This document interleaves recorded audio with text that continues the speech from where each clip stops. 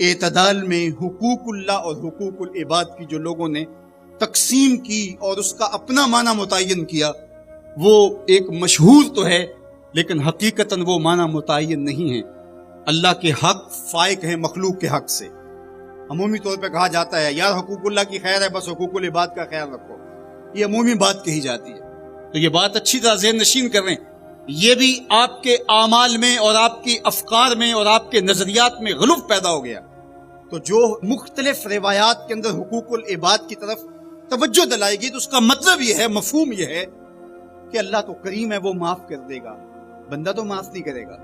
بالخصوص قیامت کے دن جب پھنس گیا اور اس کی اپنی بدعمالیاں بھی اس کے پاس ہوئی اور کسی نے اس کا حق غصب کیا ہوا ہوگا تو پھر کیا ہوگا؟ اب وہ تو خود پھنسا ہوا ہے تو وہ کبھی نہیں چھوڑے گا۔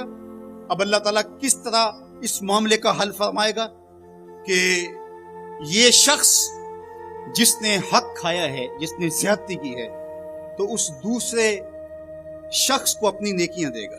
نیکیاں لینے کے باوجود بھی اگر وہ پاپی اتنا بڑا ہے کہ ابھی بھی کام نہیں بنتا اور اس کے ذمے قرض بھی باقی رہ گیا، تو پھر یہ اس کو اپنے گناہ دے گا۔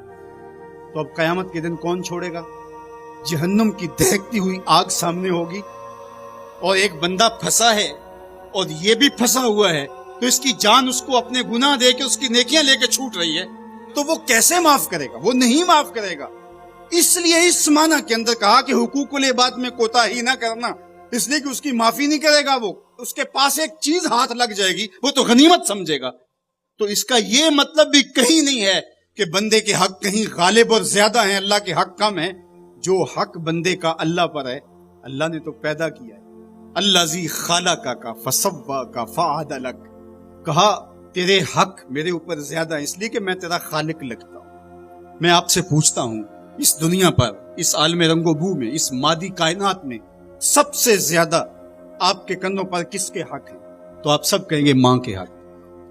حضور سے بھی پوچھا گیا من ابرو، حضور میں سب سے زیادہ کس کے ساتھ حسن سلوک کروں، یہ حضور سے سوال کیا گیا۔